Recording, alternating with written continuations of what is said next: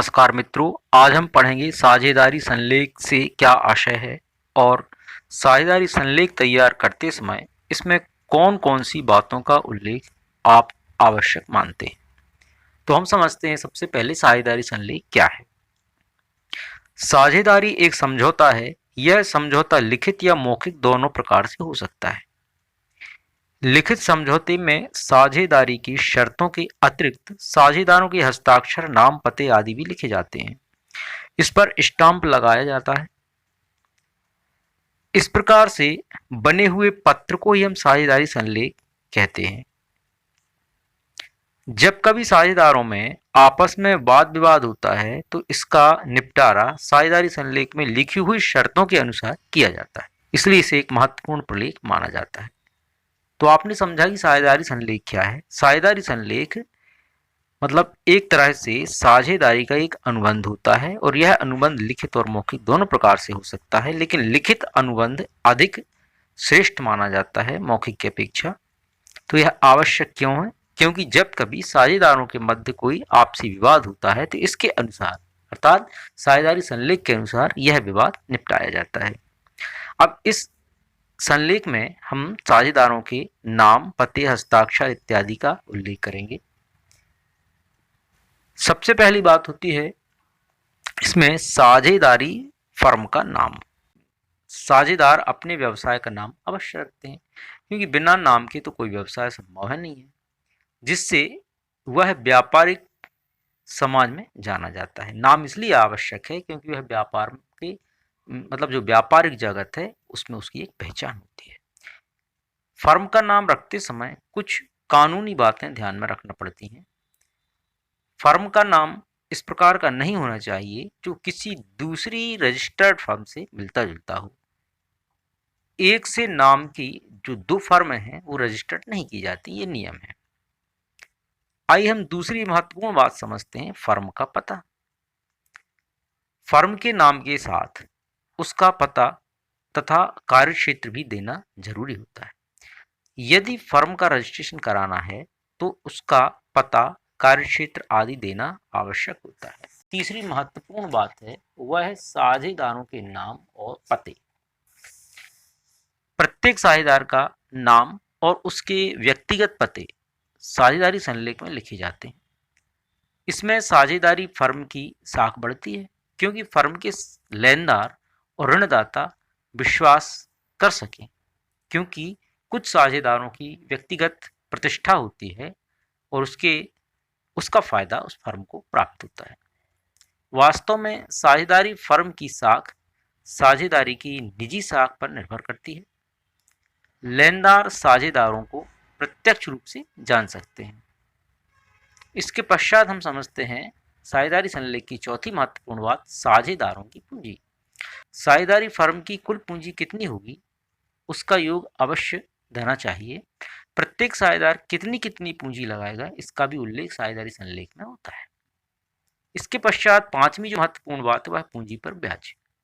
साझेदारों को उनकी पूंजी पर ब्याज दिया जाएगा, जो उसका प्रतिशत भी दिया जाता है।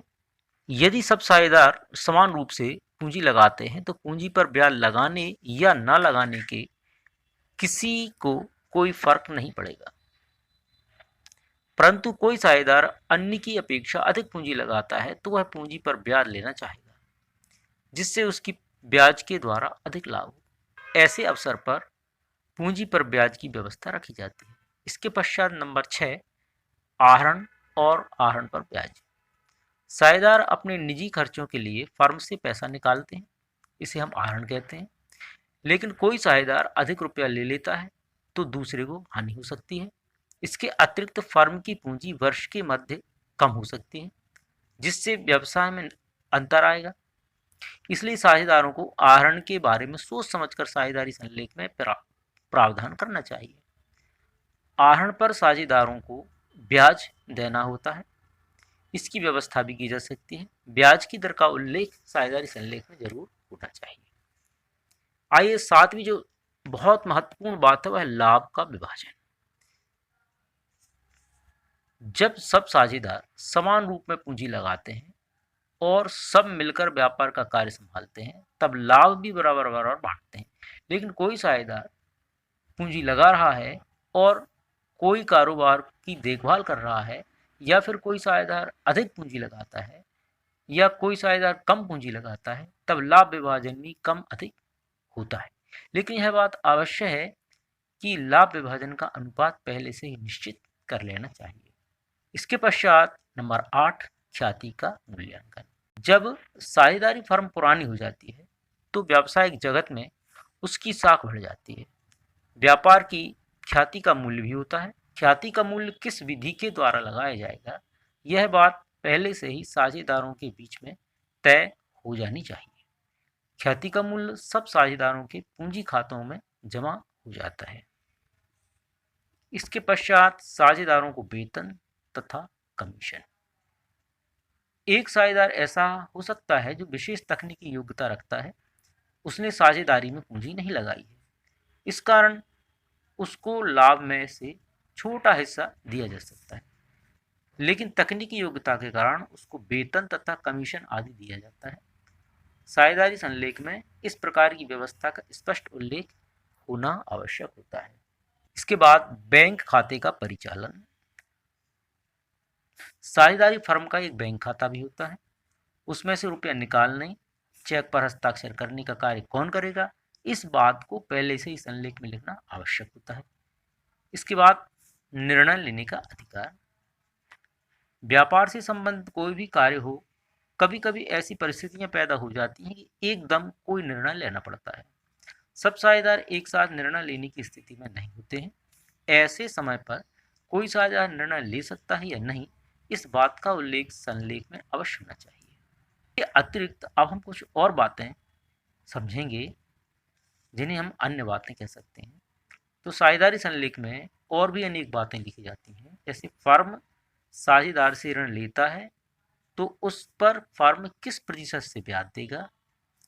आवश्यकता पड़ने पर साझेदार फर्म से ऋण लेता है तो उससे किस प्रतिशत से ब्याज दिया जाएगा।